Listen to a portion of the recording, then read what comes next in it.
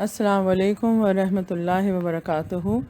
نحمد و نصلی علی رسولہ الکریم، اما بعد، فاعوذ باللہ من الشیطان الرجیم، بسم اللہ الرحمن الرحیم۔ رب اشرح لی صدری ویسر لی امری واحلل عقدۃ من لسانی یفقہوا قولی، رب زدنی علما، اللہم فقہنا فی الدین۔ آج ہم ام المومنین سیدہ حفصہ رضی اللہ عنہا کے متعلق پڑھیں گے۔ آپ رضی اللہ عنہا کا نام حفصہ تھا۔ ان کے والد سیدنا عمر بن الخطاب رضی اللہ عنہ تھے۔ والدہ کا نام زینب بنت مظعون رضی اللہ عنہا تھا۔ مشہور صحابی سیدنا عثمان بن مظعون رضی اللہ عنہ کی بہن تھیں اور خود بھی جلیل القدر صحابیہ تھیں۔ سیدنا عثمان بن مظعون رضی اللہ عنہ کی بیوی سیدہ خولہ بنت حکیم رضی اللہ عنہا وہی ہیں جنہوں نے نبی کریم صلی اللہ علیہ وسلم کا رشتہ سودہ بنت زمعہ اور پھر عائشہ بنت ابوبکر رضی اللہ عنہا سے کروایا تھا۔ سیدہ حفصہ رضی اللہ عنہا اور عبداللہ بن عمر رضی اللہ عنہما دونوں حقیقی بہن بھائی ہیں، یعنی دونوں کی والدہ سیدہ زینب رضی اللہ عنہا ہیں۔ سیدہ حفصہ رضی اللہ عنہا کے قبیلے بن عدی کے پاس سفارت کا منصب تھا۔ قریش کو کسی قبیلے کے ساتھ کوئی سیاسی معاملہ پیش آتا تو بنی عدی کے لوگ سفیر بن کر اس قبیلے کے پاس جاتے تھے۔ مناظروں اور مباحثوں کا فیصلہ کرنا بھی اسی قبیلے کے سپرد تھا۔ سیدہ حفصہ رضی اللہ عنہا بعثت نبی سے 5 سال پہلے پیدا ہوئیں۔ اس وقت قریش بیت اللہ کی تعمیر میں مصروف تھے۔ اس حساب سے آپ رضی اللہ عنہا عمر میں رسول اللہ صلی اللہ علیہ وسلم سے 35 سال چھوٹی تھیں۔ سیدہ حفصہ رضی اللہ عنہا کی نشو و نما علم و معرفت کی محبت پر ہوئی۔ آپ رضی اللہ عنہا ادب کے چشموں سے بھی خوب سیراب ہوئیں، حتیٰ کہ قریشی خواتین میں فصیح اللسان شمار ہونے لگیں۔ لکھنے پڑھنے کی تربیت شفا بنت عبداللہ العدویہ سے حاصل کی۔ سیدہ حفصہ رضی اللہ عنہا نے عہد نبوت کے ابتدائی حصے میں اپنے والد گرامی سیدنا عمر فاروق رضی اللہ عنہ کے ساتھ ہی اسلام قبول کیا۔ اس وقت ان کی عمر 5 یا 6 برس کی تھی۔ ایک قول یہ بھی ہے کہ سیدہ حفصہ رضی اللہ عنہا 10 سال کی عمر میں مسلمان ہوئیں۔ ام المومنین سیدہ حفصہ رضی اللہ عنہا کا پہلا نکاح سیدنا خنیس بن حذافہ بن قیس سہمی رضی اللہ عنہ سے ہوا تھا۔ یہ سابقون الاولون میں سے تھے اور رسول اللہ صلی اللہ علیہ وسلم کے دارالارقم منتقل ہونے سے پہلے ہی سیدنا ابوبکر صدیق رضی اللہ عنہ کی دعوت پر مسلمان ہو چکے تھے۔ بعض کہتے ہیں سیدنا خنیس رضی اللہ عنہ کی شادی ہجرت حبشہ سے پہلے ہوئی تھی، لیکن اکثر مورخین کے نزدیک ان کی شادی ہجرت حبشہ سے واپسی پر نبوت کے 7ویں یا 8ویں سال ہوئی۔ اس وقت سیدہ حفصہ رضی اللہ عنہا کی عمر 12-13 سال تھی۔ قریش مکہ کو جب بنو سہم کے اس جمع سال خنیس رضی اللہ عنہ کے مسلمان ہونے کا علم ہوا تو بڑے سیخ پا ہوئے۔ ان پر ظلم و ستم ڈھایا گیا۔ وہ شدید مصائب و مشکلات سے دوچار ہوئے۔ دوسرے مظلوم مسلمانوں کے ساتھ سیدنا خنیس رضی اللہ عنہ بھی اس قافلے میں شریک تھے جس سے رسول اللہ صلی اللہ علیہ وسلم نے حبشہ کی طرف ہجرت کرنے کا حکم دیا۔ حبشہ میں ان کا دل نہ لگا۔ ہر وقت بیت اللہ کی زیارت، رسول اللہ صلی اللہ علیہ وسلم کی محبت دل میں طوفان برپا کرتی رہی۔ مکے کی گلیاں یاد آتی۔ آخر کار حبشہ کو خیر بات کہہ کر مکہ واپس آ گئے اور سارے ظلم و ستم خندہ پیشانی سے برداشت کیے۔ کچھ عرصے کے بعد دربار رسالت سے مدینہ منورہ کی طرف ہجرت کا حکم مل گیا۔ اس وقت ان کی ہمدرد اور غم گسار بیوی سیدہ حفصہ بنت عمر رضی اللہ عنہا بھی ساتھ تھیں۔ دونوں میاں بیوی نے مل کر اللہ کی راہ میں ہجرت کی سعادت حاصل کی اور مدینہ منورہ پہنچے۔ یہاں رفاعہ بن عبد المنذر نے ان کا استقبال کیا اور عزت اور احترام کے ساتھ اپنے گھر پر ٹھہرایا۔ مدینہ پہنچ کر جب رسول اقدس صلی اللہ علیہ وسلم نے مہاجرین اور انصار میں باہمی بھائی چارے کا نظام قائم فرمایا تو سیدنا خنیس بن حذافہ اور ابو امیس بن جبر انصاری کے درمیان مواخت کا رشتہ قائم ہوا۔ اس طرح سیدنا خنیس رضی اللہ عنہ کو 2 ہجرتوں کی سعادت حاصل ہوئی، پہلے حبشہ کی طرف اور پھر مدینہ کی طرف۔ سیدہ حفصہ اور سیدنا خنیس رضی اللہ عنہما دونوں میاں بیوی راضی خوشی مدینہ میں زندگی بسر کرنے لگے۔ مدینہ منورہ میں حضرت جبرائیل علیہ السلام جو قرآنی آیات لے کر رسول اللہ صلی اللہ علیہ وسلم کے پاس نازل ہوتے تو سیدہ حفصہ رضی اللہ عنہا انہیں زبانی یاد کر لیتی تھیں۔ وہ ان آیات کے معانی اور مقاصد پر خوب غور و فکر کرتی، جبکہ سیدنا خنیس رضی اللہ عنہ کا شوق میدان جہاد کی تیاری کا تھا۔ وہ مشرکین کی حرکات پر کڑی نگاہ رکھتے اور ان سے نبرد آزما ہونے کے لیے اپنے آپ کو خوب تیار رکھتے تھے۔ 17 رمضان المبارک 2 ہجری میں مسلمان اور کافروں کے درمیان غزوہ بدر کا معرکہ ہوا۔ مشرکین کی قیادت ابو جہل نے کی۔ رسول اکرم صلی اللہ علیہ وسلم نے مٹھی بھر صحابہ رضی اللہ عنہم کے ساتھ کافروں کا مقابلہ کیا۔ اس لشکر میں سیدہ حفصہ رضی اللہ عنہا کے خاوند سیدنا خنیس بن حذافہ سہمی رضی اللہ عنہ بھی جذبہ شہادت سے سرشار ہو کر شریک تھے۔ مبارزت کے مرحلے سے کامیاب گزرے اور جب میدان کارزار گرم ہوا تو سیدنا خنیس رضی اللہ عنہ دشمن کی صفیں چیرتے ہوئے آگے بڑھنے لگے۔ لڑائی میں ان کے جسم پر بڑے گہرے زخم آئے۔ لڑائی ختم ہوئی۔ لشکر اسلام کو اللہ تعالیٰ نے کامیابی عطا فرمائی۔ ابو جہل، عتبہ، شیبہ اور امیہ بن خلف جیسے سرداران قریش واصل جہنم ہوئے اور ان کے لاشیں کلیب بدر میں پھینک دیے گئے۔ رسول اکرم صلی اللہ علیہ وسلم اپنے جان نثار صحابہ کرام رضی اللہ عنہم کے ساتھ 3 دن تک میدان بدر میں قیام پذیر رہے۔ زخمیوں کی مرہم پٹی کی گئی۔ سیدنا خنیس رضی اللہ عنہ کو گہرے زخم لگے تھے۔ 3 دن کے بعد مجاہدین کا قافلہ رسول اللہ صلی اللہ علیہ وسلم کی قیادت میں فتح و نصرت کا جھنڈا لہراتا ہوا مدینہ منورہ کی طرف روانہ ہوا۔ زخمی بھی ساتھ تھے۔ سیدہ حفصہ رضی اللہ عنہا نے اپنے خاوند کو زخمی حالت میں دیکھا تو ان کی بہادری اور جواں مردی کی دل کھول کر تعریف کی اور نہایت توجہ سے ان کے زخموں کا علاج کرنے میں مصروف ہو گئیں، لیکن زخم صحیح نہ ہوئے۔ اللہ سبحانہ و تعالیٰ کو یہی منظور تھا کہ انہیں شہادت کا رتبہ حاصل ہو۔ وہ مدینہ پہنچنے کے چند دنوں بعد زخموں کی تاب نہ لاتے ہوئے شہید ہو گئے۔ رسول اللہ صلی اللہ علیہ وسلم نے انہیں سیدہ حفصہ رضی اللہ عنہا کے ماموں سیدنا عثمان بن مظعون رضی اللہ عنہ کے پہلو میں جنت البقیع میں دفن کرایا۔ سیدہ حفصہ رضی اللہ عنہا کے لیے یہ بڑا صدمہ تھا، لیکن اللہ تعالیٰ کی رضا کو پیش نظر رکھتے ہوئے انہوں نے کمال صبر و تحمل کا مظاہرہ کیا اور ہمتاً اللہ کی عبادت میں مصروف ہو گئیں۔ قرآن کریم کی تلاوت اور کثرت صیام کو اپنا معمول بنا لیا۔ جب بیوہ ہوئیں اس وقت ان کی عمر صرف 18 سال تھی۔ عدت کے بعد سیدنا عمر رضی اللہ عنہ کو سیدہ حفصہ رضی اللہ عنہا کے نکاح کی فکر ہوئی اور ان کے نکاح کی کوشش کرنے لگے۔ اس وقت سیدنا عثمان رضی اللہ عنہ کی اہلیہ محترمہ سیدہ رقیہ بنت رسول صلی اللہ علیہ وسلم انتقال کر چکی تھیں، اس لیے وہ سب سے پہلے سیدنا عثمان رضی اللہ عنہ سے ملے اور ان سے نکاح کے حوالے سے گفتگو کی، مگر وہ بنت رسول صلی اللہ علیہ وسلم سیدہ رقیہ رضی اللہ عنہ کی وفات کے صدمے سے دوچار تھے۔ انہوں نے کہا کہ میں ابھی نکاح نہیں کرنا چاہتا۔ پھر وہ سیدہ ابوبکر صدیق رضی اللہ عنہ کے پاس گئے اور ان سے سیدہ حفصہ رضی اللہ عنہا کو اپنے حبالہ عقد میں لینے کی خواہش کا اظہار کیا۔ وہ بالکل خاموش رہے، کوئی جواب نہ دیا۔ سیدنا عمر رضی اللہ عنہ کو ان کی بے توجہی پر شدید کوفت ہوئی۔ انہیں ہرگز توقع نہ تھی کہ ان کی اس پیشکش کو یوں سرد مہری کی نظر کر دیا جائے گا، اس لیے یہ شکایت لے کر رسول اکرم صلی اللہ علیہ وسلم کی خدمت میں حاضر ہوئے۔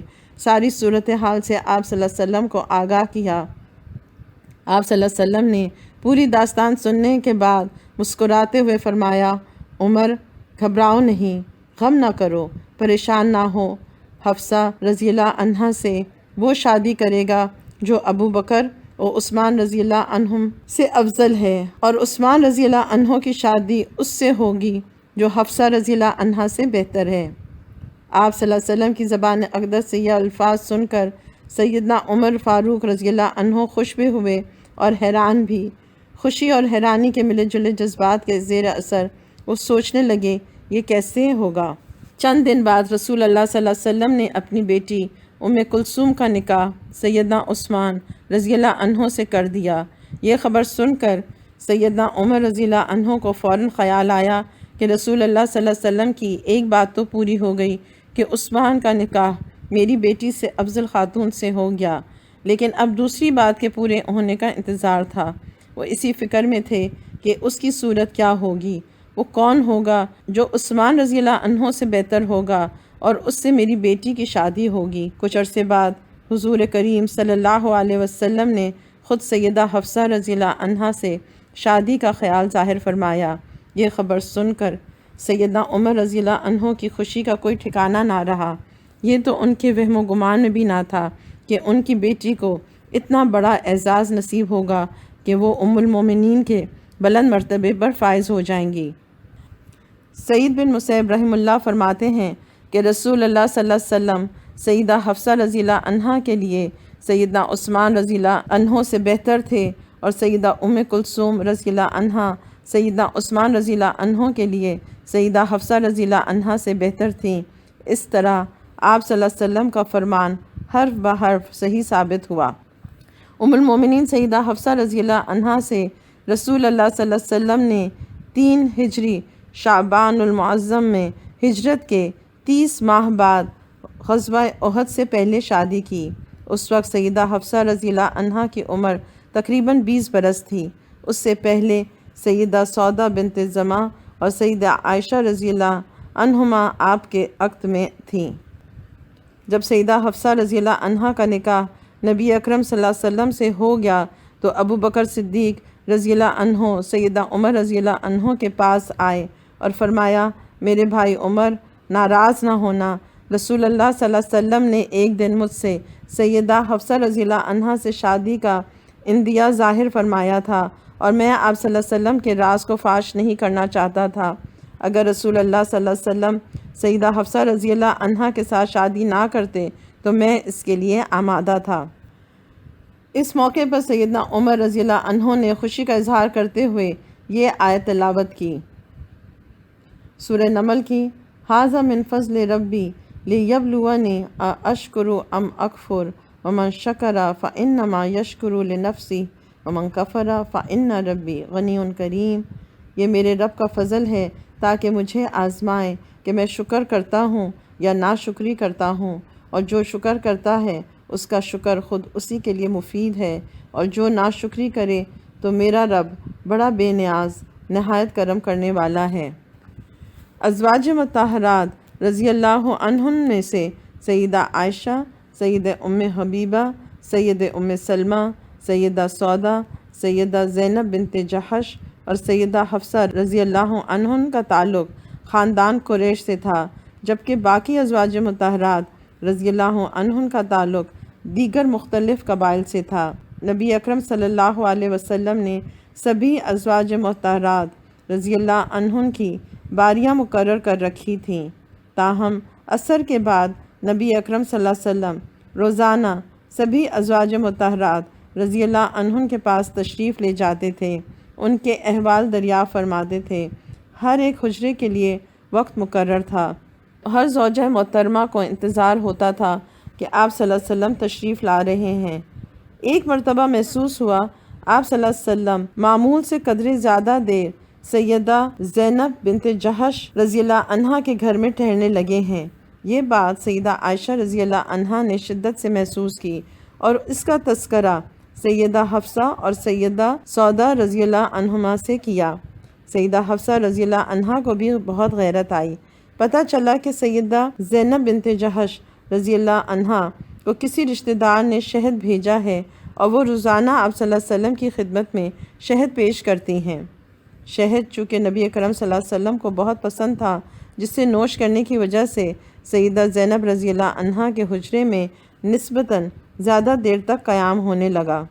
ام المومنین سیدہ عائشہ رضی اللہ عنہا خود یہ واقعہ اس طرح بیان کرتی ہیں، رسول اللہ صلی اللہ علیہ وسلم سیدہ زینب رضی اللہ عنہا کے پاس شہد پیتے تھے اور کچھ دیر ٹھہر جایا کرتے تھے۔ میں نے اور سیدہ حفصہ رضی اللہ عنہا نے باہم مشورہ کیا کہ آپ صلی اللہ علیہ وسلم ہم میں سے جس کے پاس بھی تشریف لائیں وہ آپ صلی اللہ علیہ وسلم سے کہے کہ آپ نے مغافیر کھایا ہے اور مجھے آپ سے مغافیر کی بو آ رہی ہے۔ چنانچہ جب نبی کریم صلی اللہ علیہ وسلم حفصہ رضی اللہ عنہا کے پاس آئے تو آپ رضی اللہ عنہا نے کہا، یا رسول اللہ، آپ صلی اللہ علیہ وسلم کے دہن مبارک سے مغافیر کی بو آتی ہے۔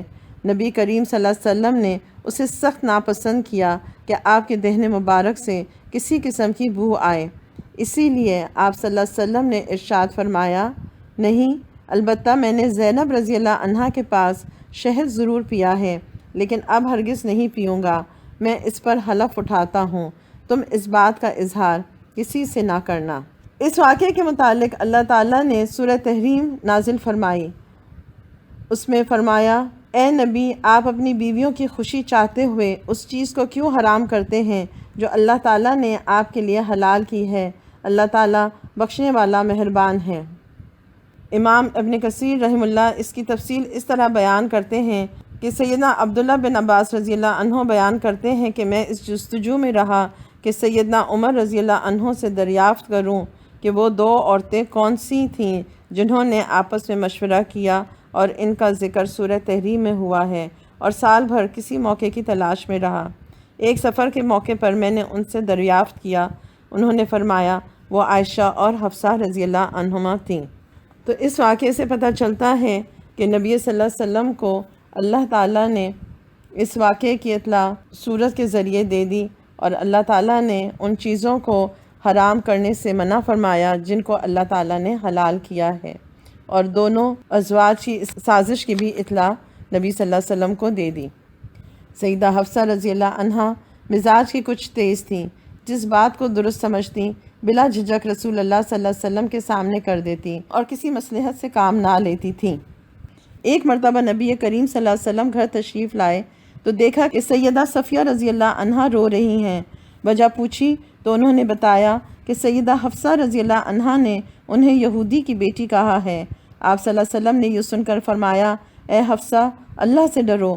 پھر آپ صلی اللہ علیہ وسلم نے سیدہ صفیہ رضی اللہ عنہا کو تسلی دیتے ہوئے فرمایا، صفیہ، تم نبی کی بیٹی ہو، تمہارا چچا بھی نبی ہے، اور تم پیغمبر کے نکاح میں ہو، بھلا حفصہ تم پر کیوں فخر کر سکتی ہے؟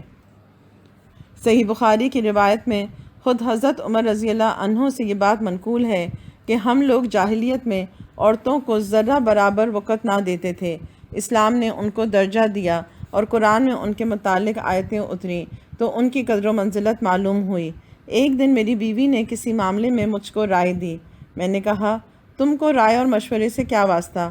بولی، ابن خطاب، تم کو ذرا سی بات کی بھی برداشت نہیں، حالانکہ تمہاری بیٹی رسول اللہ صلی اللہ علیہ وسلم کو برابر کا جواب دیتی ہے، یہاں تک کہ آپ صلی اللہ علیہ وسلم دن بھر رنجیدہ رہتے ہیں۔ یہ سن کر حضرت عمر فاروق رضی اللہ عنہ کو اس بات سے سخت رنج ہوا اور آپ رضی اللہ عنہ ان کے گھر تشریف لائے۔ بیٹی نے باپ کی عزت و تکریم کی، لیکن آپ رضی اللہ عنہ نے پوچھا، کیا تم رسول اللہ صلی اللہ علیہ وسلم کو برابر کا جواب دیتی ہو؟ بیٹی نے کہا، ہاں، میں کبھی کبھی ایسا کرتی ہوں۔ آپ رضی اللہ عنہ نے فرمایا، بیٹی خبردار، میں تمہیں اللہ کے عذاب سے ڈراتا ہوں۔ تم عائشہ رضی اللہ عنہا کی ریس نہ کرنا، اس کا باپ تیرے باپ سے بہتر ہے اور وہ تم سے بہتر ہے۔ اگر میں نہ ہوتا تو نبی کریم صلی اللہ علیہ وسلم تجھے طلاق دے دیتے۔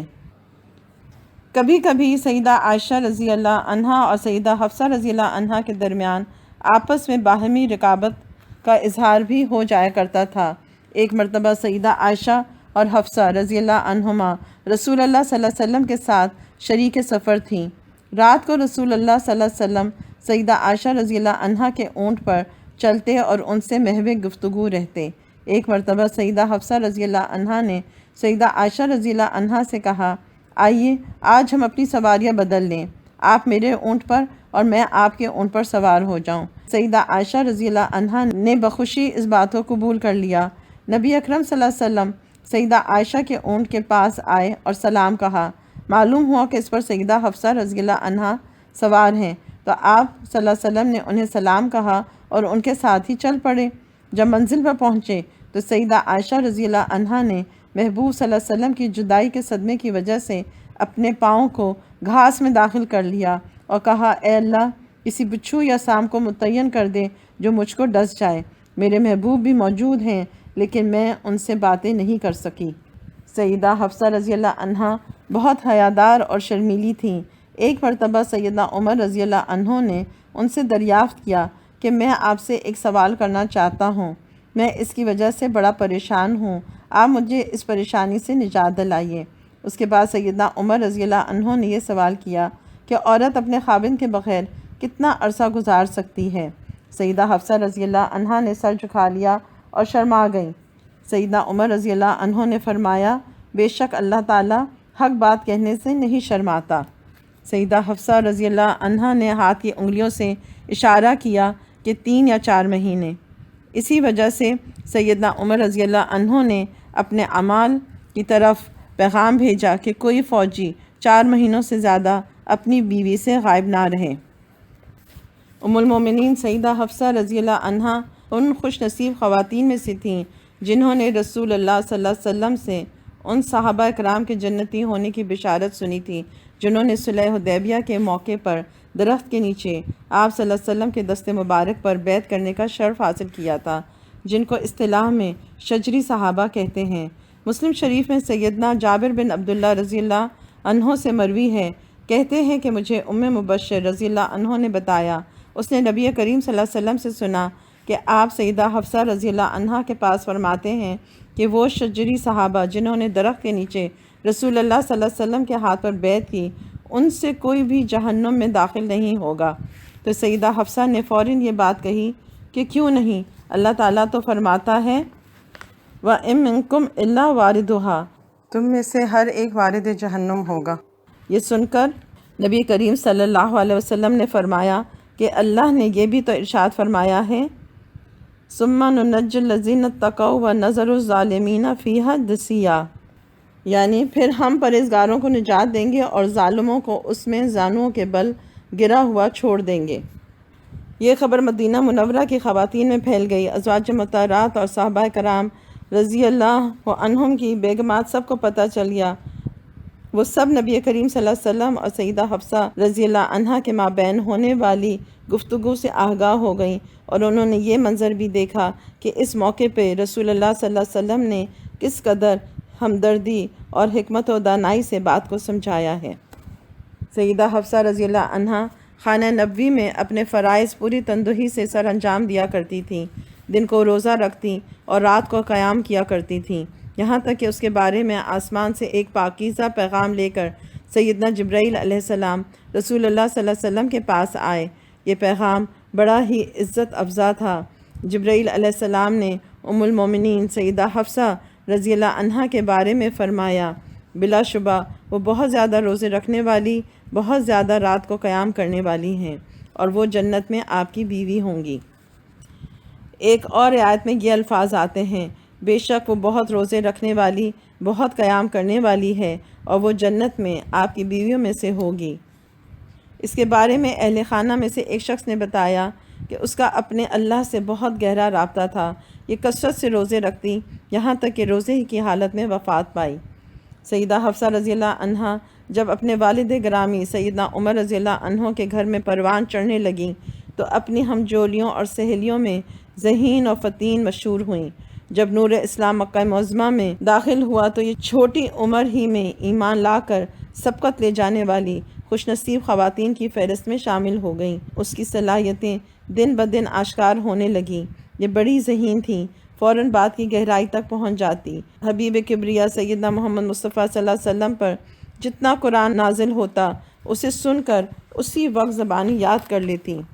اسے لکھائی سیکھنے کا شوق پیدا ہوا تو ایک عالم فاضل لکھائی کی ماہر صحابیہ شفا بنت عبداللہ العدویہ قریشیہ رضی اللہ عنہا نے اسے لکھنا سکھا کر اس کی تمنا کو پورا کر دیا۔ یہ قریش خواتین میں عالمہ فاضلہ مشہور و معروف تھیں اور فن کتابت میں اسے مہارت حاصل تھی۔ ایک دن یہ سیدہ حفصہ رضی اللہ عنہا کے پاس بیٹھی ہوئی تھیں کہ رسول اللہ صلی اللہ علیہ وسلم تشریف لائے تو آپ صلی اللہ علیہ وسلم نے اسے دیکھ کر ارشاد فرمایا، اسے چونٹیوں کا دم بھی سکھلا دیں جس طرح آپ نے اسے لکھنا سکھلایا ہے۔ اس واقعے سے اس بات کی طرف بھی اشارہ ملتا ہے کہ نبی کریم صلی اللہ علیہ وسلم کی بعض ازواج مطہرات پڑھنا لکھنا جانتی تھیں۔ سیدہ عائشہ رضی اللہ عنہا پڑھنا جانتی تھیں لیکن لکھنا نہیں جانتی تھیں۔ سیدہ ام سلمہ رضی اللہ عنہا بھی پڑھ لیتی تھیں لیکن لکھتی نہیں تھیں۔ خلفائے راشدین کے دور میں ام المومنین سیدہ حفصہ رضی اللہ عنہا خواتین کے مسائل کے حوالے سے مرجع کی حیثیت رکھتی ہیں۔ سیدنا عمر رضی اللہ عنہ کو اگر کوئی عورتوں کے حوالے سے مسئلہ درپیش ہوتا تو آپ سیدہ حفصہ رضی اللہ عنہا سے رجوع کیا کرتے تھے۔ سیدہ حفصہ ام المومنین کے بلند مرتبے پہ فائز ہونے کے بعد علم دین حاصل کرنے کی طرف راغب ہو گئی تھیں۔ قرآن کی جو آیات نازل ہوتیں انہیں سن کر زبانی یاد کر لیتیں، اور نبی اکرم صلی اللہ علیہ وسلم کی زبان اقدس سے جو الفاظ نکلتے انہیں پوری توجہ سے سنتی اور محفوظ کر لیتی تھیں۔ امت مسلمہ پر سیدہ حفصہ رضی اللہ عنہا کا بہت بڑا احسان ہے کہ آپ رضی اللہ عنہا نے قرآن کے جمع و تدوین کے لیے بھرپور کوشش کی۔ جنگ یمامہ میں جب بہت زیادہ حفاظ کرام شہید ہو گئے تو سیدنا عمر رضی اللہ عنہ کو یہ فکر دامن گیر ہوئی کہ قرآن کو جمع کیا جانا چاہیے، کہیں حفاظ کرام کے ختم ہونے کی وجہ سے قرآن مجید محفوظ کرنا مشکل نہ ہو جائے۔ انہوں نے اس بات کا اظہار خلیفہ اول سیدنا ابو بکر صدیق رضی اللہ عنہ سے کیا۔ انہوں نے پہلے تو اس پر آمادگی کا اظہار نہ کیا کہ جس کام کو رسول اللہ صلی اللہ علیہ وسلم نے انجام نہیں دیا میں اس کو کیسے کروں، لیکن بالآخر قرآن مجید کو یکجا محفوظ کرنے پر آمادہ ہوئے اور عمر فاروق رضی اللہ عنہ کے مشورے سے اتفاق کیا اور سیدنا زید بن ثابت رضی اللہ عنہ کو یہ ذمہ داری سونپی کہ تم جوان ہو، عقل مند ہو اور رسول اللہ صلی اللہ علیہ وسلم کے کاتب وحی رہ چکے ہو، لہٰذا قرآن مجید کے متفرق اوراق تلاش کر کے انہیں جمع کر دو۔ سیدنا زید رضی اللہ عنہ نے بڑی محنت، شاکہ اور عرق ریزی کے بعد چمڑے کے ٹکڑوں، تختیوں اور پتھروں پر لکھے ہوئے متفرق آیات کو جمع کر دیا، اور وہ صحیفے امیر المومنین سیدنا ابو بکر صدیق رضی اللہ عنہ کے پاس رہا۔ پھر اس کے بعد سیدنا عمر رضی اللہ عنہ کے پاس یہ امانت رہی، اور سیدنا عمر رضی اللہ عنہ نے اس عظیم امانت کی حفاظت کے لیے سیدہ حفصہ رضی اللہ عنہا کا انتخاب فرمایا، اور یہ نسخہ ان کے پاس محفوظ رہا یہاں تک کہ جب دور عثمانی میں مختلف قرأتوں پر اختلاف ہوا تو انہوں نے اسی نسخے کو منگوا کر اس کی مختلف نقول کروا کے مختلف شہروں میں بھیج دیں، اور سیدہ حفصہ رضی اللہ عنہا کو ان کا نسخہ واپس کر دیا۔ ام المومنین رضی اللہ عنہا نے یہ وصیت فرمائی تھی کہ میرے بعد یہ نسخہ میرے بھائی عبداللہ رضی اللہ عنہ کی تحویل میں دے دیا جائے۔ بعض اہل سیر نے یہ بھی لکھا ہے کہ رسول اللہ صلی اللہ علیہ وسلم نے قرآن حکیم کی کتابت شدہ تمام اجزاء جمع کر کے سیدہ حفصہ رضی اللہ عنہا کے پاس رکھوا دیے تھے، یہ اجزاء تا زندگی ان کے پاس رہے۔ سیدہ حفصہ رضی اللہ عنہا دجال سے بہت ڈرتی تھیں۔ مدینے میں ابن سیاد نامی ایک شخص تھا۔ رسول اللہ صلی اللہ علیہ وسلم نے دجال کے متعلق جو علامتیں بتائی تھیں وہ بہت سی علامت اس میں موجود تھیں۔ ایک مرتبہ سیدنا عبداللہ بن عمر رضی اللہ عنہ کی اس سے سر راہ ملاقات ہو گئی۔ باتوں باتوں میں وہ ناراض ہو گیا اور اس قدر پھولا کہ راستہ بند ہو گیا۔ سیدہ حفصہ رضی اللہ عنہا کو اس واقعے کی خبر ہوئی تو فرمانے لگی، تمہیں معلوم نہیں کہ رسول اللہ صلی اللہ علیہ وسلم نے فرمایا ہے دجال کے خروج کا محرک اس کا غصہ ہوگا۔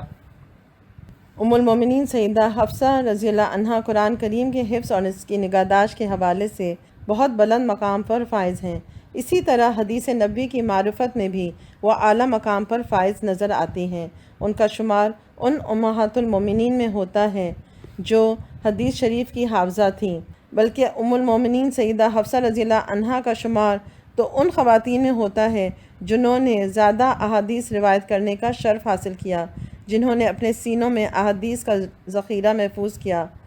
ایسا بھلا کیوں نہ ہوتا جبکہ ام المومنین سیدہ حفصہ رضی اللہ عنہا مدرسہ نبوت کی ایک ہونہار طالبہ تھیں، اور علم و عرفان کے اعتبار سے خانہ نبی میں ام المومنین سیدہ عائشہ اور ام المومنین سیدہ ام سلمہ رضی اللہ عنہما کے بعد ان کا نام آتا ہے۔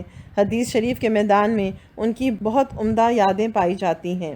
انہوں نے نبی کریم صلی اللہ علیہ وسلم کی اپنے والد گرامی کے حوالے سے 60 احادیث روایت کرنے کی سعادت حاصل کی ہے۔ ان سے مروی 3 یا 4 احادیث ایسی ہیں جن پر امام بخاری اور امام مسلم رحم اللہ کا اتفاق ہے، اور 6 ایسی روایات ہیں جن میں امام مسلم منفرد ہیں۔ ام المومنین سیدہ حفصہ رضی اللہ عنہا سے مردوں میں اس کے بھائی عبداللہ بن عمر رضی اللہ عنہ نے روایت کرنے کی سعادت حاصل کی، اور یہ اپنے بہن سے 6 سال عمر میں بڑے تھے۔ بعض صحابہ کرام ان پر رشک کیا کرتے تھے، اور ان کے رشک کرنے کی وجہ رسول اللہ صلی اللہ علیہ وسلم سے قرابت داری اور سیدہ حفصہ رضی اللہ عنہا کے پاس کثرت سے ان کا آنا جانا تھا۔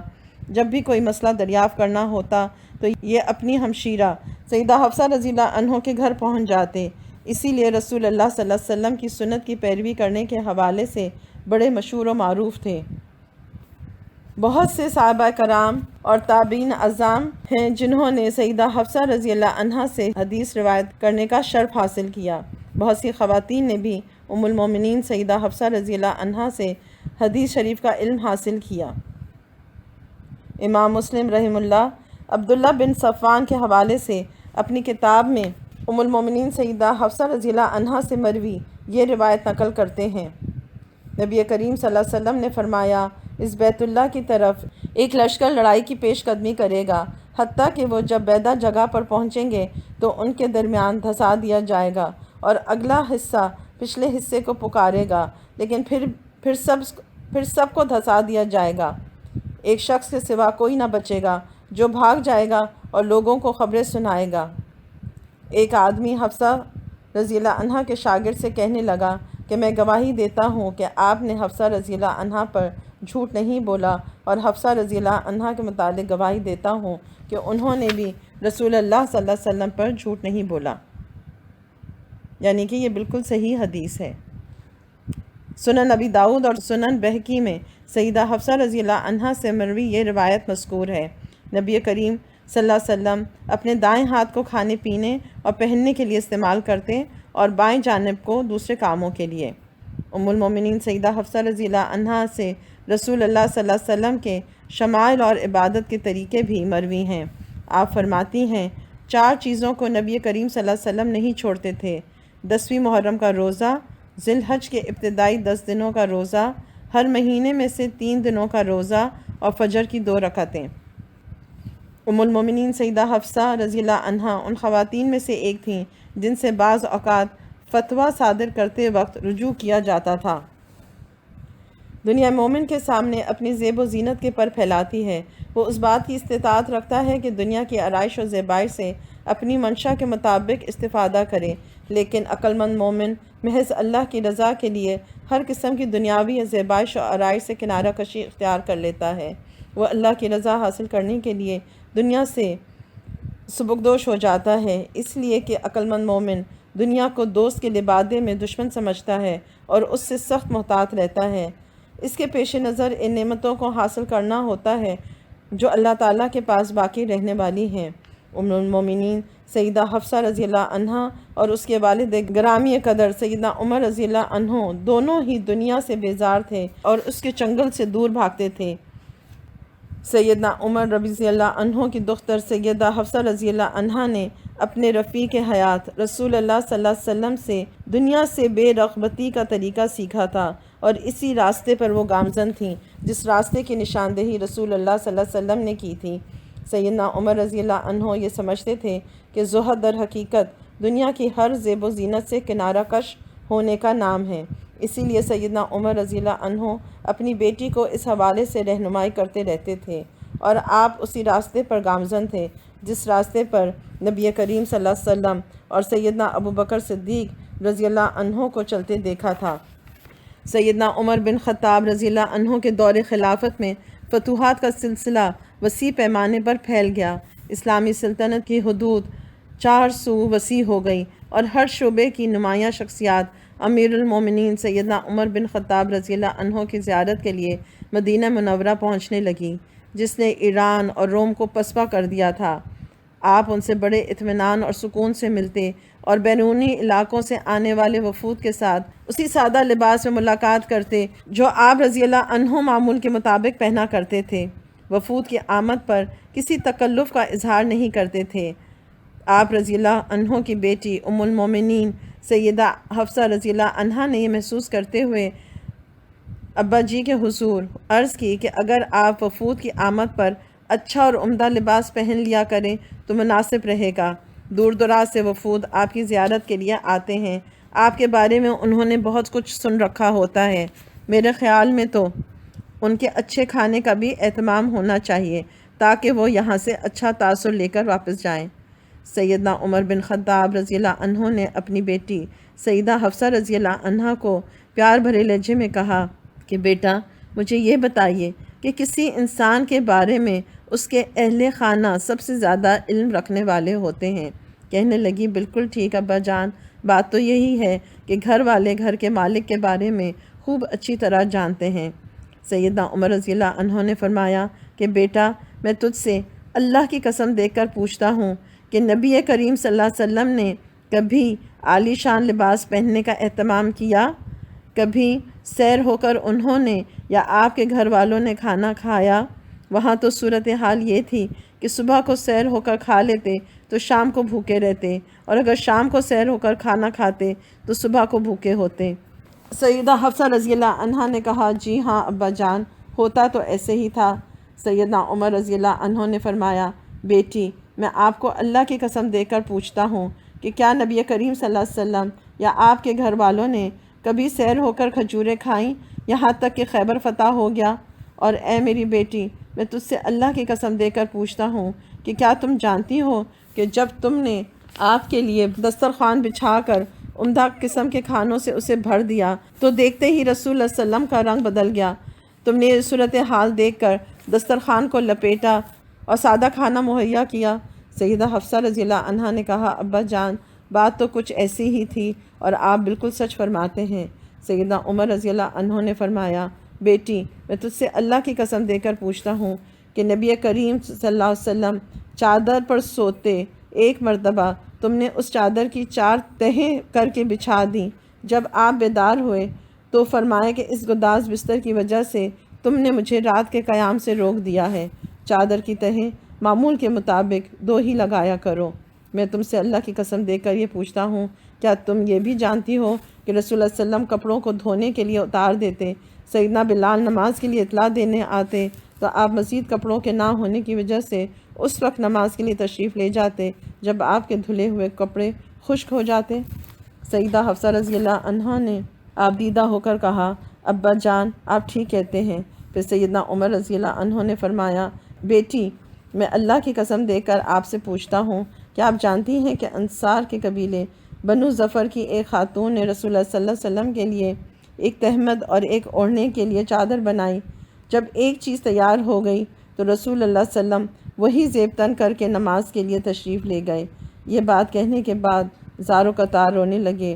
بیٹی سیدہ حفصہ رضی اللہ عنہا نے بھی رونا شروع کر دیا۔ دونوں باپ بیٹی دیر تک روتے رہے۔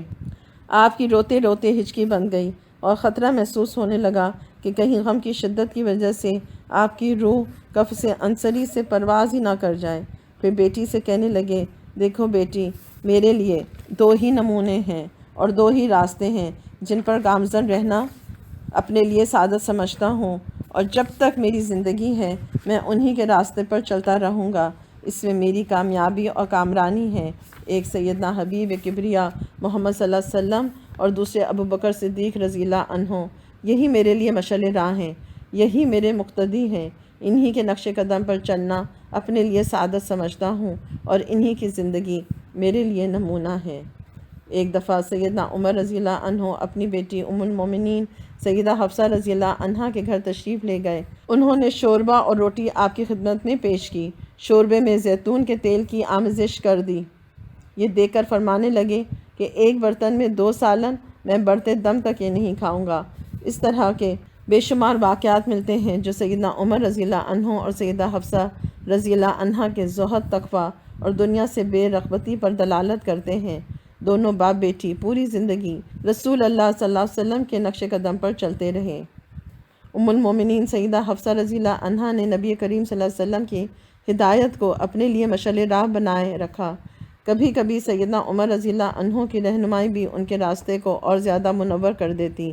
دن اسی طرح گزرتے گئے، یہاں تک کہ تاریخ اسلام کا وہ نازک دن آ پہنچا کہ سیدنا عمر بن خطاب رضی اللہ عنہ کو نماز کے دوران خنجر مار کر زخمی کر دیا گیا۔ مدینہ منورہ کی خواتین کے ہمراہ ام المومنین سیدہ حفصہ رضی اللہ عنہا بھی روتی ہوئی اپنے ابا جان کے پاس پہنچیں، لیکن آپ نے درد سے کراتے ہوئے اپنی بیٹی سے کہا بیٹا، نوحہ نہ کرو اور اس طرح جزا فضا نہ کرو۔ علامہ زبیدی رقم تراز ہے کہ سیدنا عمر رضی اللہ عنہ کو خنجر مارا گیا تو سیدہ حفصہ رضی اللہ عنہا نے غم میں ڈوبے ہوئے یہ کہا یا صاحب رسول اللہ، یا سحر رسول اللہ، یا امیر المومنین، یعنی اے رسول اللہ صلی اللہ علیہ وسلم کے صحابی، اے رسول اللہ صلی اللہ علیہ وسلم کے سسر، اے امیر المومنین، تو وہ اپنے بیٹے سے فرمانے لگے مجھے بٹھاؤ، میں یہ سن کر صبر نہیں کر سکتا۔ فرمانے لگے کہ اے حفصہ، تجھ پر میرا جو حق ہے اس کے ذریعے میں تجھے کہتا ہوں کہ اب ایسے الفاظ نہ نکالنا۔ ہاں، تیری آنکھوں پر تو قابو نہیں ہو سکتا، کیونکہ جس میت پر بھی بآواز بلند اس کی صفات بیان کر کے رویا جائے تو فرشتے اس سے ناراض ہو جاتے ہیں۔ یوں سیدنا عمر رضی اللہ عنہ اپنی لخت جگر کو خوشی اور غمی میں رسول اللہ صلی اللہ علیہ وسلم کی سنت کو پیش نظر رکھنے کی تلقین کرتے رہتے تھے۔ خلافت راشدہ کے دور میں ام المومنین سیدہ حفصہ رضی اللہ عنہا نے خوشگوار زندگی بسر کی۔ خلفائے راشدین، کبار صحابہ کرام، عالی مرتبت فقہا ان کی بڑی تعظیم و توقیر کیا کرتے تھے۔ ہر ایک کے دل میں ان کا بے حد احترام تھا، ہر کسی کو ان کے فضل و شرف کا اعتراف تھا۔ دور نبوی میں بھی ام المومنین سیدہ حفصہ رضی اللہ عنہا علم و عرفان، فقہ اور ادب کے حوالے سے مرکزی نگاہ کی حیثیت اختیار کر چکی تھیں۔ جب سیدنا امیر المومنین علی بن ابی طالب کے دور خلافت میں مسلمانوں کے درمیان دردناک فتنہ ظاہر ہوا تو سیدہ حفصہ رضی اللہ عنہا نے ارادہ کر لیا تھا کہ ام المومنین سیدہ عائشہ رضی اللہ عنہا کے ہمراہ بصرہ کی طرف روانہ ہوں، لیکن ان کے بھائی سیدنا عبداللہ بن عمر رضی اللہ عنہ نے روک دیا اور انہیں گھر ہی میں رہنے کا مشورہ دیا۔ چونکہ یہ اپنے بھائی کا بڑا احترام کیا کرتی تھی، لہٰذا اس کے مشورے کو مانتے ہوئے گھر ہی میں رہیں۔ بھائی نے کہا کہ آپ اپنے گھر میں اللہ تعالیٰ کی عبادت ہی میں مصروف رہیں، اسی میں آپ کی بہتری ہے، اس قسم کے ہنگاموں سے آپ بالکل الگ تھلگ رہیں۔ اسی طرح دن اور سال گزرتے گئے۔ ام المومنین سیدہ حفصہ رضی اللہ عنہا کا گھر علم و عرفان کا روشن مینار بنا رہا اور حدیث کے طالب علموں کا ٹھکانہ رہا۔ 45 ہجری ماہ شعبان میں سیدہ حفصہ رضی اللہ عنہا نے جسمانی کمزوری محسوس کی اور یہ کمزوری دن بدن بڑھنے لگی تو آپ نے محسوس کر لیا کہ اب سفر آخرت کے لیے روانگی کا وقت قریب آ گیا ہے، اور ایسے ہی ہوا۔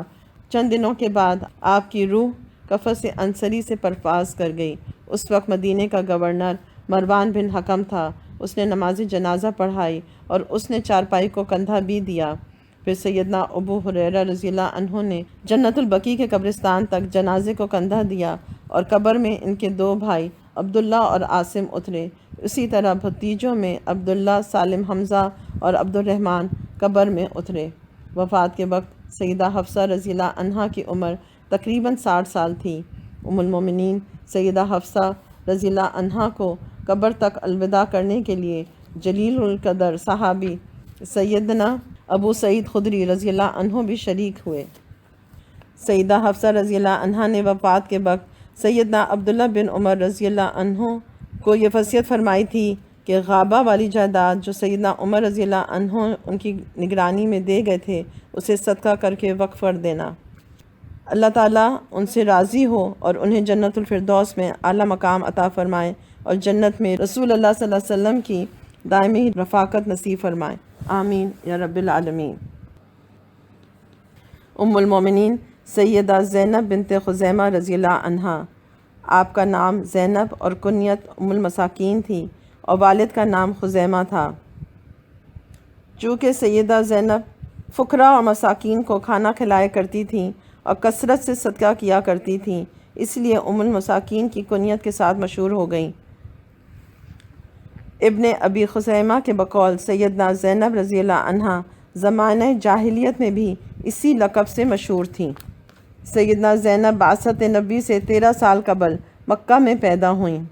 جب سیدہ زینب رضی اللہ عنہا جوان ہوئیں تو مکہ نور اسلام سے جگمگا رہا تھا اور یہ ان خوش قسمت لوگوں کی فہرست میں شامل ہوئیں جنہوں نے اللہ اور اس کے رسول پر ایمان لانے میں سبقت لے جانے کی سعادت حاصل کی۔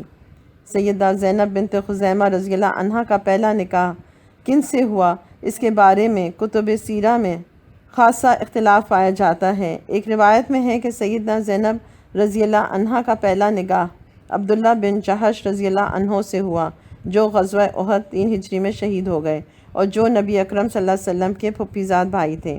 اس کے بعد انہیں رسول اللہ صلی اللہ علیہ وسلم کے حلقہ زوجیت میں آنے کا شرف حاصل ہوا۔ طبرانی کی ایک روایت میں ہے کہ سیدنا زینب رضی اللہ عنہا کا پہلا نکاح طفیل بن حارث سے ہوا تھا۔ اس نے کسی وجہ سے انہیں طلاق دے دی تو ان کے بھائی عبیدہ بن حارث سے ان کا نکاح ہو گیا، اور سیدنا عبیدہ رضی اللہ عنہ نے غزوہ بدر میں جام شہادت نوش فرمایا۔ اب پھر سیدہ زینب رضی اللہ عنہا بیوہ ہو گئیں، لیکن روایات کے پورے سلسلے کو پیش نگاہ رکھا جائے تو معلوم ہوتا ہے کہ زیادہ صحیح اور قابل اعتماد قول یہ ہے کہ سیدہ زینب رضی اللہ عنہا کا پہلا نکاح طفیل بن حارث سے ہوا، اور اس کے بعد عبیدہ بن حارث سے نہیں بلکہ سیدنا عبداللہ بن جہش رضی اللہ عنہ سے ہوا تھا۔ سیدنا عبداللہ بن جہش رضی اللہ عنہ جلیل القدر صحابی تھے۔ 3 ہجری میں سیدنا عبداللہ رضی اللہ عنہ نے غزوہ احد کے موقع پر جنگ شروع ہونے سے پہلے شہادت کے لیے دعا مانگی اور کہا، اللہ کی قسم اس وقت تک دشمن سے لڑوں گا حتیٰ کہ وہ مجھے قتل کر کے میری لاش کا مسئلہ کر دے۔ مارکا بپا ہوا تو سیدنا عبداللہ بن جہش رضی اللہ عنہ ایسی بے جگری سے لڑے کہ تلوار ٹکڑے ٹکڑے ہو گئی۔ نبی کریم صلی اللہ علیہ وسلم نے کھجور کی ایک چھڑی عطا فرمائی جس سے انہوں نے تلوار کا کام لیا، اور اسی حالت میں لڑتے لڑتے مقام شہادت پر فائز ہوئے۔ جب سیدنا زینب بنت خزیمہ رضی اللہ عنہا کی عدت گزر گئی تو رسول اللہ صلی اللہ علیہ وسلم نے انہیں شادی کا پیغام بھیجا۔ انہوں نے اپنے معاملے کا اختیار رسول اللہ صلی اللہ علیہ وسلم ہی کو دے دیا۔ چنانچہ اس سال 3 ہجری میں رسول اللہ صلی اللہ علیہ وسلم نے ان سے 12 اقیہ مہر کے عوض شادی کر لی، جو 500 درہم کے برابر تھا۔ بعض نے 400 درہم بھی حق مہر بتایا ہے، اور پھر ان کا حجرہ سیدہ عائشہ اور سیدہ حفصہ رضی اللہ عنہم کے ساتھ ہی بنا دیا گیا۔ ایمان اور جود و کرم کے سفر میں ام المومنین سیدہ زینب رضی اللہ عنہا نے بڑے عظیم کارنامے سر انجام دیے۔ وہ ام المومنین ہونے کے ساتھ ساتھ ام المساکین بھی تھیں۔ سیدہ زینب بنت خزیمہ رضی اللہ عنہا ہجرت کر کے مدینہ منورہ آنے سے پہلے ہی ام المساکین مشہور ہو گئی تھیں۔ سیدہ زینب بنت خزیمہ رضی اللہ عنہا زمانہ جاہلیت میں ہی ان کی کنیت ام المساکین رکھ دی گئی تھی۔ ان کا یہ نام اس لیے رکھا گیا کہ وہ مسکینوں کو بکثرت کھانا کھلایا کرتی تھیں۔ علامہ ابن کثیر رحمہ اللہ لکھتے ہیں، یہی ہیں جسے مساکین پر کثرت سے صدقہ و خیرات کرنے، ان کے ساتھ نیکی کرنے اور حسن سلوک سے پیش آنے کی وجہ سے ام المساکین کہا جاتا تھا۔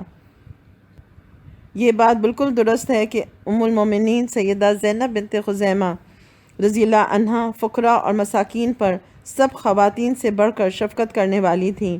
زمانہ جاہلیت میں بھی اسے یہ امتیاز حاصل تھا، اور زمانہ اسلام میں بھی وہ اس خوبی سے آراستہ تھیں، لیکن جب یہ نعمت ایمان سے سرفراز ہوئیں اور خاص طور پر انہیں ام المومنین بننے کا اعزاز حاصل ہوا تو ان کی یہ خوبی دو چند ہو گئی۔ ام المساکین ہونے کا وصف سیدہ زینب بنت خزیمہ رضی اللہ عنہا کو پاکیزہ خانہ نبوی کی خواتین میں ممتاز بنا گیا۔ مساکین سے حسن سلوک سے پیش آنا، ان کے ساتھ ہمدردی کرنا اور شفقت سے پیش آنا، یہ سب خوبیاں ان کی فیاضانہ فضل و کرم پر دلالت کرتی تھیں۔ مدینہ منورہ میں بھی انہیں ام المساکین کے نام ہی سے پکارا جاتا تھا، کیونکہ وہ یہاں بھی مساکین، غربا اور فقراء کا بہت زیادہ خیال رکھتی تھیں، ان کے ساتھ رحم دلی سے پیش آتیں اور ان کی ہر ممکن مدد کرتیں۔ اس طرح انہیں فضل و کرم اور جود و سخا کے حوالے سے ممتاز مقام حاصل ہو گیا تھا۔ سیدہ عائشہ بنت ابی بکر اور سیدہ حفصہ بنت عمر رضی اللہ عنہما دونوں کو ام المساکین سیدہ زینب رضی اللہ عنہا سے پہلے ام المومنین کی حیثیت سے خانہ نبوی میں قدم رکھنے کا شرف حاصل ہوا تھا، اور ان دونوں کا رسول اللہ صلی اللہ علیہ وسلم کے نزدیک بڑا مقام و مرتبہ تھا، اسی لیے انہیں خانہ نبوی میں ام المومنین کی حیثیت سے نئی آنے والی سے کوئی خطرہ یا رکابت محسوس نہ ہوئی۔ سیدہ زینب بنت خزیمہ رضی اللہ عنہا الفت و محبت اور شفقت کے ماحول میں خوشگوار زندگی بسر کر رہی تھیں، اور انہیں اپنی زندگی میں اسلام کی عظمت واضح طور پر دکھائی دے رہی تھی۔ وہ مساکین کے ساتھ شفقت، نرم دلی اور حسن سلوک سے پیش آنے کو اپنے لیے بہت بڑی سعادت سمجھتی تھیں۔ وہ اپنا تمام وقت اللہ تعالیٰ کی عبادت اور مساکین کی دیکھ بھال میں صرف کرتی۔ غربا و مساکین کو کھانا کھلانے اور ان پر صدقہ و خیرات کرنے سے ان کو دلی مسرت حاصل ہوتی تھی، اسی لیے تو ان کے اصل نام پر ان کی کنیت غالب آ گئی، اور اس کنیت پر ان کو بھی بڑا فخر حاصل تھا۔ اگر کوئی شخص ان کو کنیت کے حوالے سے یاد کرتا تو ان کو خوشبو کے خوشگوار جھونکے کی طرح محسوس ہوتا۔ ام المومنین سیدہ زینب بنت خزیمہ رضی اللہ عنہا کی آنکھیں ٹھنڈی اور دل بڑا مطمئن تھا، اس لیے کہ وہ رب العالمین کے رسول سیدنا محمد صلی اللہ علیہ وسلم کی رفیق حیات تھی۔ بھلا اس سے بڑھ کر بھی کوئی فضل و شرف اور فخر کی بات ہو سکتی ہے؟ ان کے دل میں کسی کے بارے میں کسی قسم کی کوئی میل نہ تھی، ان کا دل آئینے کی طرح صاف و شفاف تھا، اور اس اعزاز پر وہ بڑی خوش تھیں کہ انہیں ام المومنین ہونے کا مرتبہ و مقام حاصل ہو گیا ہے، اور لوگ ان کو ام المساکین کے نام سے یاد کرتے ہیں۔ اصحاب صفا رضی اللہ عنہم جو علم اور عبادت کے لیے دنیا سے کٹ کر مسجد نبوی میں ہر وقت رہتے تھے، یوں ان کا بہت خیال کرتی تھیں، کیونکہ یہ سب درسگاہ نبوی کے پہلے طالب علم تھے، اور ان سب کو رسول اللہ صلی اللہ علیہ وسلم کی شفقت اور نگرانی میسر تھی۔ سیدہ زینب رضی اللہ عنہا بھی ان کے ساتھ حسن سلوک سے پیش آتی، ان کی دیکھ بھال اور خبرگیری کرتی، جس کی وجہ سے ان سب کے دلوں میں ام المومنین سیدہ زینب رضی اللہ عنہا کا بڑا احترام تھا، اور وہ سب اس کے جود و کرم سے متاثر ہو کر اس کے لیے دعائیں کرتے اور اس کے حق میں تعریفی کلمات کہتے۔ ام المساکین سیدہ زینب بنت خزیمہ رضی اللہ عنہا خانہ نبوی میں قیام زیادہ طویل عرصے تک نہ رہا، اور نہ ہی اسے دیگر امہات المومنین کے ساتھ زیادہ لمبی زندگی گزارنے کا موقع ملا۔ چند ماہ ہی گزرے تھے کہ جو لوگ مسجد نبوی میں موجود تھے ان کے چہروں پر غم اور اندوہ کے آثار نمایاں ہوئے، یہاں تک کہ ایک دن نبی کریم صلی اللہ علیہ وسلم کے گھر سے ایک شخص نمودار ہوا جس نے برسر عام یہ اعلان کیا کہ لوگوں، ام المساکین سیدہ زینب بنت خزیمہ رضی اللہ عنہا اپنے رب سے جا ملی ہیں۔ سیدہ زینب بنت خزیمہ رضی اللہ عنہا نے رسول اللہ صلی اللہ علیہ وسلم کے گھر میں نہایت پرسکون خاموشی میں قدم رکھا، اور اللہ تعالیٰ سے ڈرنے والوں کی طرح خاموشی سے اس گھر سے نکلی، تاکہ ان نیک لوگوں کے پاس ان کو جنت البقیع میں دفن کیا جائے جو ان سے پہلے سلامتی کے گھر کی طرف سدھار گئے تھے، اور جنت متقی لوگوں کے لیے ایک بہترین گھر ہے۔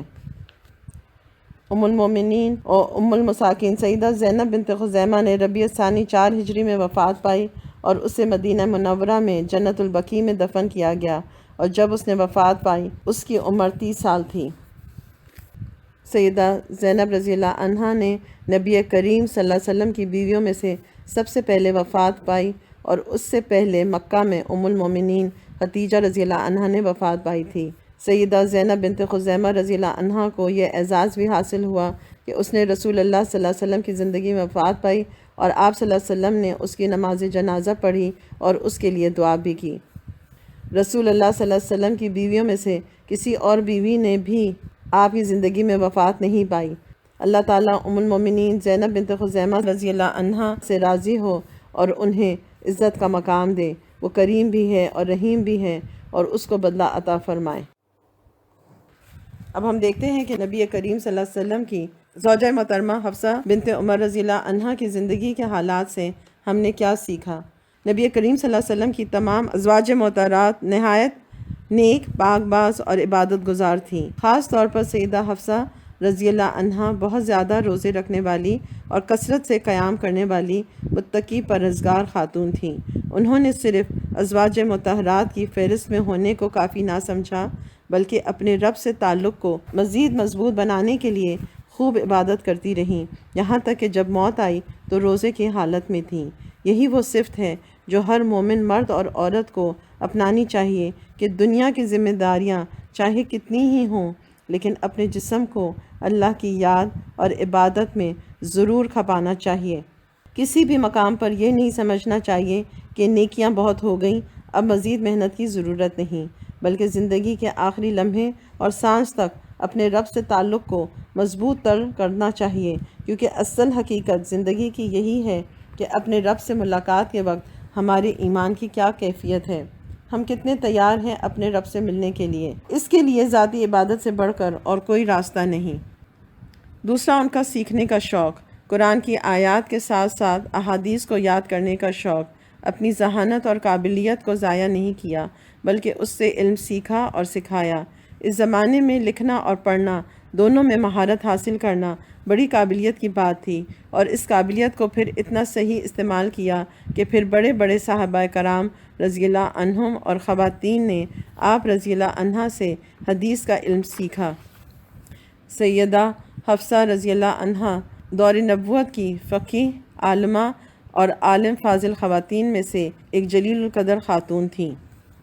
اللہ تعالی ہم سب کے اندر بھی یہ شوق پیدا کرے کہ ہم سب دنیاوی علوم کے ساتھ دین کا علم یعنی قرآن اور احادیث کو سیکھنے کا رجحان پیدا ہو، کیونکہ ان علوم کے بغیر ہماری ہر کامیابی ادھوری ہے۔ جب تک آخرت کی فکر نہیں آتی، انسان صرف دنیا اور اس کے وقتی فائدوں کے پیچھے ہی بھاگتا رہتا ہے اور اصل امتحان کی تیاری میں پیچھے رہ جاتا ہے۔ آخرت کا خوف، دجال کا خوف اور فتنوں میں پڑنے کا خوف، ان کی وجہ سے انہوں نے اپنے آپ کو اور اپنے بھائی کو سازشوں سے بچنے کی تلقین کی، اور یہی انسان کے تقوی کی علامت ہے کہ ہر معاملے میں نہ الجھے بلکہ اپنے دامن کو بچائے، کیونکہ کئی دفعہ کئی معاملوں میں شامل ہونے سے بہتر ہے کہ الگ ہی رہا جائے۔ کئی دفعہ ہم بغیر تحقیق کے ہر معاملے میں ٹانگ اڑانے کی کوشش کرتے ہیں اور اس میں پڑھ کر معاملوں کو اور الجھا دیتے ہیں۔ اس لیے کئی دفعہ خاموشی اختیار کرنا بہتر ہے، اور اگر ہمیں یقین ہے کہ ہمارے شامل ہونے سے معاملہ سلجھ جائے گا، پھر صحیح مشورہ دیں۔ سیدنا عمر رضی اللہ عنہ کی باپ ہونے کی حیثیت سے اپنی بیوہ بیٹی کی نکاح کی فکر ہونا، پھر اپنے دوستوں کو پیغام دینا ایک بہت بڑا سبق دیتا ہے کہ اس معاملے میں خاموشی اختیار کرنے سے بہتر ہے کہ آس پاس اپنی بیٹی کی نکاح کی بات کریں۔ اس میں کوئی حرج نہیں۔ ہم ان باتوں میں حیا کرتے ہیں جن میں نہیں کرنی چاہیے، اور جن میں کرنی چاہیے ان میں نہیں کرتے۔ باپ سیدنا عمر رضی اللہ عنہ نے نہ صرف اپنی بیٹی کا نکاح کروایا بلکہ اپنی بیٹی کو خاص نصیحتیں بھی کیں کہ وہ نبی کریم صلی اللہ علیہ وسلم کی زوجہ ہونے کا کوئی ناجائز فائدہ نہ اٹھائیں، بلکہ کہیں بھی بیجا فرمائش یا تکرار نہ کریں۔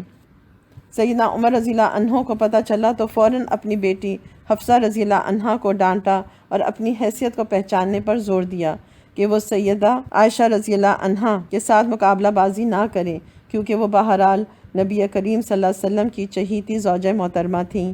اس لیے بہت ضروری ہے کہ والدین بچیوں کی شادیاں کرا کر بے فکر نہ ہو جائیں، بلکہ اس معاملے میں ضرور نظر رکھیں کہ بچیاں دوسروں کے گھروں میں جا کر کوئی ناچاکی یا بدامنی تو نہیں پھیلا رہی، ان کا سلوک اپنے شوہر اور اس کے گھر والوں کے ساتھ کیسا ہے، کیونکہ والدین اگر بچیوں کو سمجھائیں تو وہ زیادہ بہتر ہے بنسبت کہ سسرال والے نئی آنے والی کو روک ٹوک کریں، کیونکہ سسرال کی باتیں بچیوں کو زیادہ محسوس ہوتی ہیں۔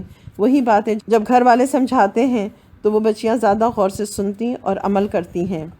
سیدہ حفصہ رضی اللہ عنہا کا قرآن کے نسخوں کی حفاظت کی ذمہ داری قبول کرنا اور اس کو احسن طریقے سے نبھانا اس بات کی اہمیت بیان کرتی ہے کہ عورت بڑی سے بڑی ذمہ داری کو احسن طریقے سے پوری کرنے کی پوری صلاحیت رکھتی ہے، بلکہ بعض دفعہ مردوں سے بھی زیادہ عورتیں امانتوں کو سنبھالتی ہیں۔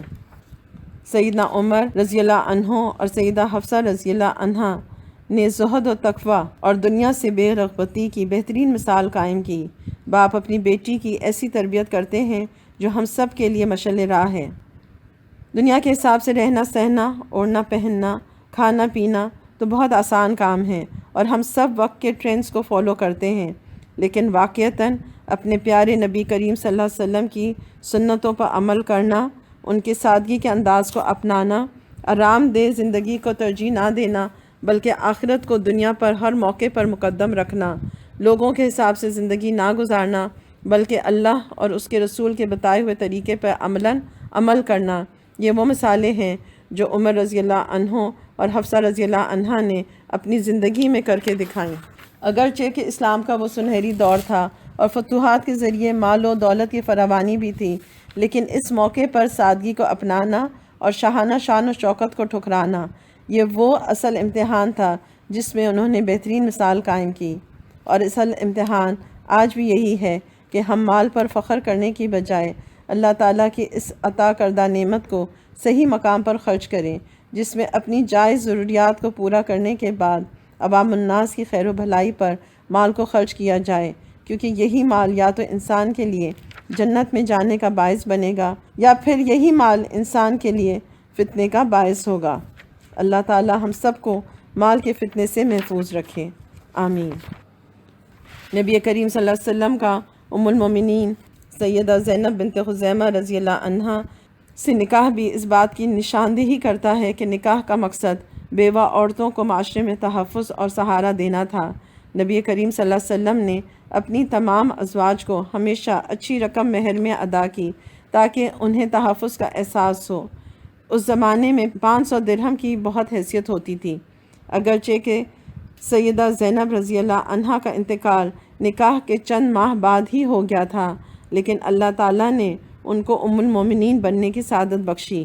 سیدہ خدیجہ رضی اللہ عنہا کے بعد وہ دوسری زوج محترمہ تھی جن کا انتقال نبی کریم صلی اللہ علیہ وسلم کی زندگی میں ہوا، اور انہیں یہ سعادت ملی کہ نبی کریم صلی اللہ علیہ وسلم نے ان کا نماز جنازہ پڑھایا اور وہ جنت البقیع میں تدفین ہوئی۔ یہ اللہ تعالیٰ کے انہیں بلند مقام دینا تھا۔ ان کی سب سے بڑی خوبی کہ وہ ام المساکین کے نام سے مشہور ہوئیں، اور یہی خوبی نے ان کے لیے رحمت اور برکتوں کے دروازے کھول دیے۔ یہ بڑا مقام ہے کہ ایک عورت اپنی نیکیوں کی وجہ سے مشہور ہو جائے۔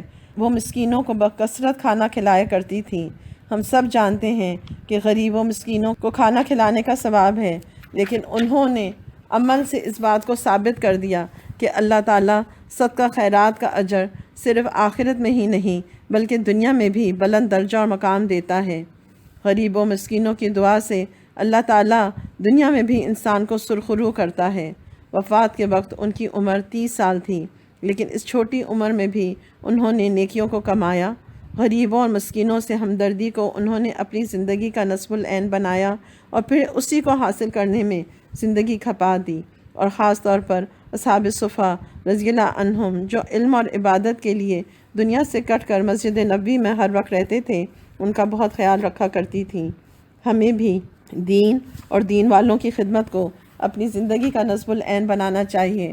ہم اگر خود کوئی بڑے عالم نہیں بن سکتے تو جو لوگ دین کی درس و تدریس کا کام کر رہے ہیں ان کی جانی یا مالی کسی طرح بھی مدد ہمیں اس بڑے مقصد میں شامل کر سکتی ہے۔ اللہ تعالیٰ ہر انسان کو اس کی صلاحیت کے مطابق موقع ضرور دیتا ہے۔ ضرورت ہے کہ ہم اپنی صلاحیتوں کو بروئے کار لائیں اور اپنے دائرۂ کار میں رہتے ہوئے جو کچھ بھی مدد کر سکتے ہیں ضرور کریں۔ اللہ تعالیٰ تھوڑا عمل بھی نیک نیتی سے کیا ہو تو اس سے قبول کر کے بڑھاتا اور ثواب دیتا ہے۔ تھوڑی زندگی میں بھی کی گئی نیکیاں اگر مسلسل کی جائیں تو وہ بلند درجات کا ذریعہ بن سکتے ہیں۔ ضرورت ہے کہ کنسسٹنٹلی کیا جائے۔ ہم ایک دن کرتے ہیں اور دوسرے دن بھول جاتے ہیں۔ اللہ تعالیٰ چاہتے ہیں کہ چھوٹا عمل بھی مسلسل کیا جائے تاکہ اس کا پھل پھر دنیا میں بھی محسوس ہو اور آخرت میں بھی اجر و ثواب کا ذریعہ بنے۔ اللہ تعالیٰ ہمیں کہنے اور سننے سے زیادہ عمل کرنے والا بنائے۔ آخر میں ہمبل ریکویسٹ ہے کہ اس چینل کو سبسکرائب کریں اور اس کو آگے شیئر کریں تاکہ خیر کی بات سب تک پہنچے اور ہم سب کے لیے صدقہ جاریہ بنے، آمین۔ سبحانک اللہم و بحمدک نشہد ان لا الہ الا انت نستغفرک و نتوب الیک۔ السلام علیکم ورحمۃ اللہ وبرکاتہ۔